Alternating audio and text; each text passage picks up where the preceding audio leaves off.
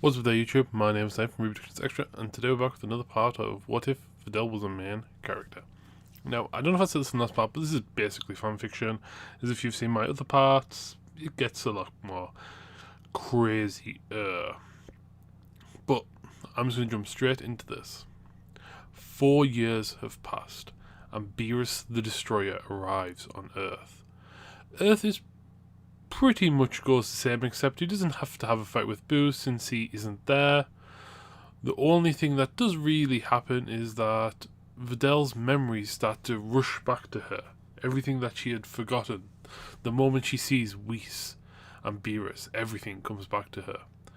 As Kakarot and Beerus are fighting, she goes over to Whis and asks him if he could contact Cronoa for him, since she has finally remembered how she got here.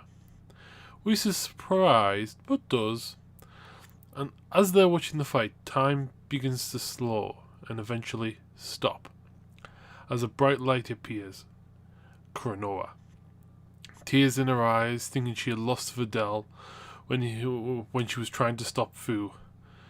They talk for a bit, and she kind of realizes that this is a different Videl from the one she knew. She has a different life, different memories, and everything. Videl asks her if this is a distortion or a parallel universe, and Cronoa tells her that it's the latter. It's a parallel universe. She asks Videl if she will return, and Videl shakes her head and tells her no. But also not to tell Gohan or the others, since she doesn't really have a connection with them anymore. All the memories they shared are distant in the past. But she does ask for one thing, if that she could not remember those memories. And Cronoa asks Whis, and Whis obliges. As time resumes, she forgets everything, as Kakarot loses to Beerus like in canon. And we're going to move on to the next arc here, as Kakarot and Vegeta have been training with Beerus and Whis. Videl has continued to train with the Kais, even perfecting a new form of Kaioken, Godly Kaioken, which is just a straight 8 times modifier instead of the 0.8 modifier that it was originally. It does have less recoil on the body by about 10% of the others, but still quite a bit of recoil. When Frieza shows up, Videl is waiting for him, since she wants to beat the crap out of him due to the fact that he killed her all those years ago. Frieza doesn't even remember her. But she demands it, and he entertains her as he transforms into his final form. And Videl cracks her neck and sends him flying. As Frieza is surprised, Videl is just charging him, beating on him. She has yet to use Kaioken, and Frieza begins to power up to Golden. Videl realizes that this power is different. It's massive now. She shouts Kaioken maximum, going to 100 times. As Kakarot and Vegeta feel this, they teleport to Earth with Beerus and Whis, who watch Videl. She fights a Golden Frieza, but it's even. But Videl starts to gain the upper hand, and Frieza is shocked, not knowing how she's been able to beat him. And Videl just tells him that this form has one massive drawback. You flew here the moment you gained this power, not even testing to see if it even had a downside. As she then takes him out, grabbing him by the tail, throwing him up in the air, and using a heat drum attack, something that she had learned from Trunks, and wiping him out of existence once again. As she powers down, she notices Kakarot and Vegeta both surprised on how strong she actually is, kind of pondering if she's actually stronger than they are at the moment. She smiles, walks over and tells them that she can't fall behind now, can she? Beerus and Whis are surprised at how much stronger she has gotten since she's not training with them, but they'll question that another time as they head back to Beerus' world. Bulma, over the last few years, has actually convinced Videl to move into West City, Granted, she's living on Capsule Corp grounds, but it's still West City. Videl, after killing the likes of Frieza, she feels a bit empty. She decides to head to the likes of Yardrat, just to do some meditating and see if she can clear her head. A few days pass and she feels better. Not 100%, but better. She heads back to Capsule Corp and is met by Vegeta and Kakarot with Beerus and Whis. As Kakarot leaves and Vegeta heads back into Capsule Corp, Beerus goes over to Videl and asks if they can spar, since he wants to know what type of power she currently has. And after seeing how much stronger she was with Frieza, she agrees. They head to Beerus' planet, with Videl using the Kai Kai to get there a lot quicker, and they begin their fight. This fight is very even to begin with Videl using time skip to dodge Beerus and reposition herself. Beerus is a bit confused, not really understanding what she's doing. But Whis does pick up on this, and the fight continues. Videl is now attacking instead of just dodging with time skip. Beerus is getting worried since every attack that he's getting hit by feels like 4 or 5. Beerus begins to power up, and so does Videl, entering Kaioken Maximum once more. Beerus smiles, seeing a human as a possible rival, but Beerus starts to use his limited Ultra Instinct power, being able to dodge most of Videl's attacks, and after about 10 minutes they're both exhausted. Whis asks Videl when did she learn the time skip, since only a handful of people in history could even use that power, and the last person who used it's been dead for years. Videl looks shocked and tells him that she met a hero for hire in the other world that taught her this technique. Videl did spend a couple more weeks with Whis, mainly doing meditation training to try and strengthen her mind, but with a little bit of the body as well.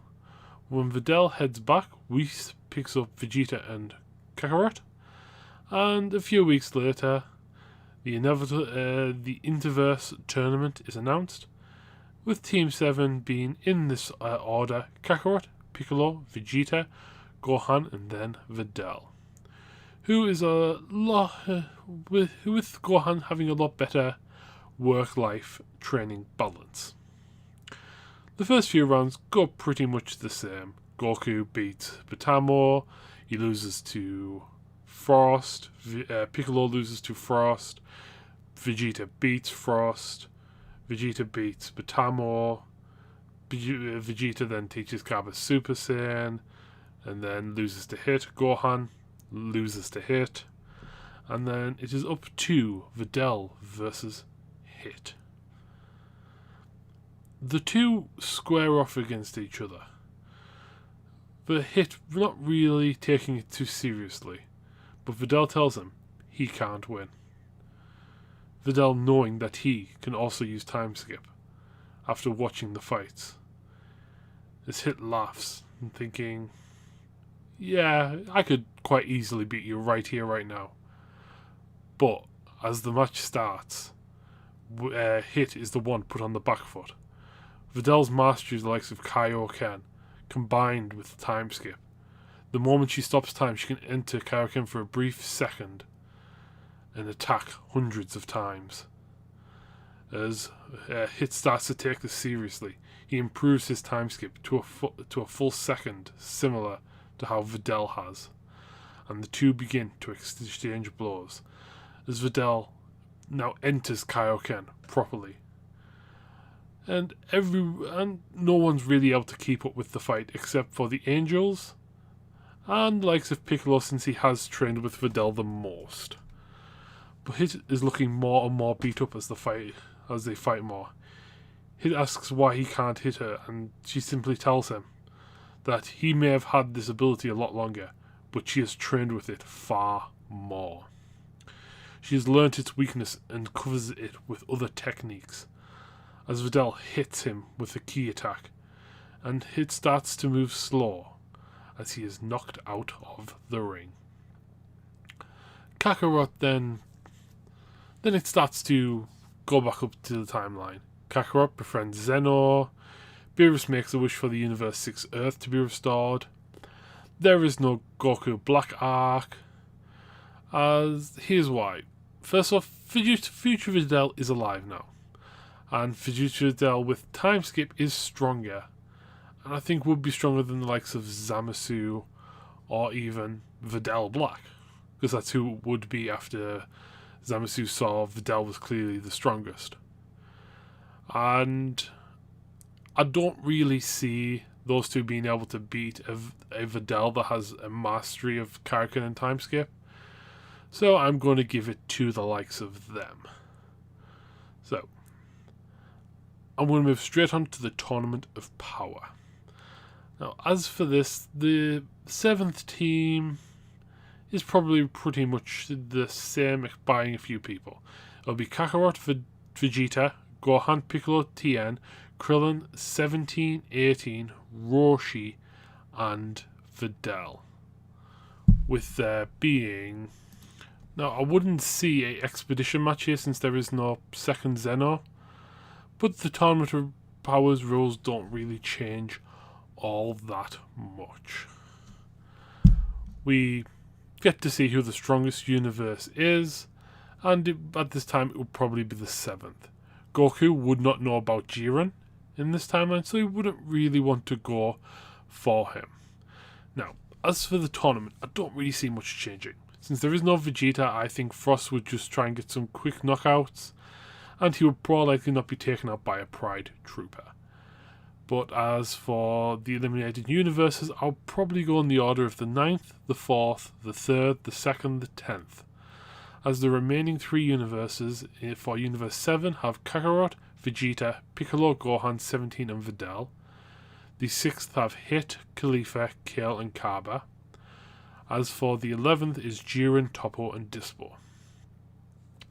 Now at this point I would say there's probably only half an arena, maybe less.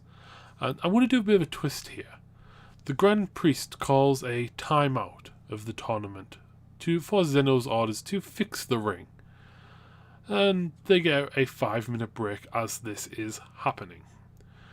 All the universes, each universe is discussing what to do except for the 11th, that since Jiren is just meditating, since he doesn't think anyone can be able to stop him, not even the likes of Kakarot in his Ultra Instinct. But that doesn't stop people from trying to plan around it. Videl actually looks at Hit and uses a skill she picked up from that, of the Kai's, telepathy. She messages him Jiren needs to go down. Hit nods and Videl tells him if he uses time lag, she can hit him with a full power attack, hopefully sending him flying out of the ring. The two nod at each other, and within the moment the 5 seconds are done, the stage is fixed. And the moment the fight is resumed, Videl and Hit charge Jiren. Their own universes look surprised as Videl creates a clone, and as it enters Kaioken, it launches Hit past Toppo and Dispo, with Jiren, as he hits Jiren, trapping him with a time lag.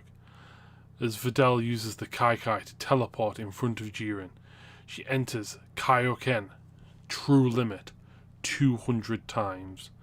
With this wrecking her body, as she hits him with a full-powered Masenko.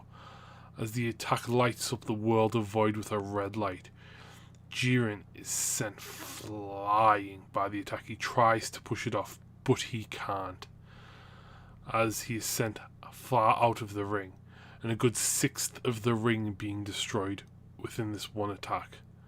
As they hear a crash in the stands, Toppo and Dispo turn to see the likes of Jiren lying unconscious. They turn to attack Videl, who has fallen to her knees, her body wrecked, as the 6th and 7th realise that they have a truce at the minute. Kaba, Vegeta and Gohan attack Toppo, as Kakarot, Kale and Khalifa attack Dispo. As Piccolo rushes for Videl and begins to heal her, with 17 placing shields around them, just so they don't not hit by any other attacks, realising that the 11th is probably the biggest threat at the moment. The Omni King is a bit surprised that these two universes are working together, but this is kind of what he wanted to see. After Videl and Hit are healed, They nod to each other and tell Piccolo to go and help the others, along with their 17, because it's time for their rematch.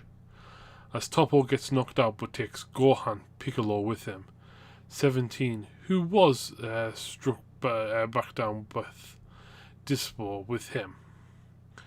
There is only the 7th and 6th left. Vegeta versus Kaba, Kale and Khalifa versus Kakarot, and Videl versus Hit. The other universes are tense to see who will win. Now, Vegeta versus Kama is a lot more of a training match than it is a full-on fight. Vegeta would win, but does show Kaba how to properly control Super Saiyan 2, and to avoid the likes of Super Saiyan 3, because it is just a waste of a form. Kale and Khalifa versus Kakarot goes a lot like in canon, with Kale and Khalifa using Potara fusion. Kakarot enters Ultra Instinct for the second time, and ends up winning. As Hit and Videl are staring down at each other, their bodies moving slightly, as they are locked in battle.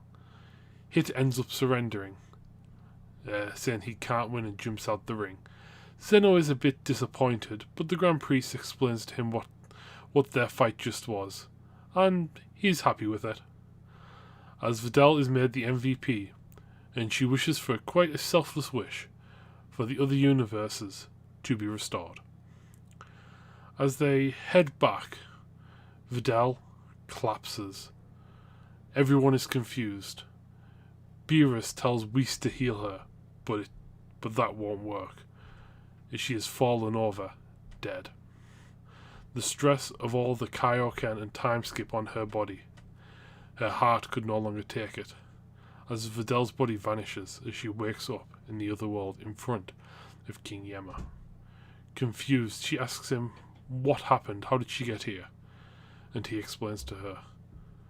As Videl turns around to see Whis and Beerus appear in the other world, and ask her one question: does she want to go back to the other world?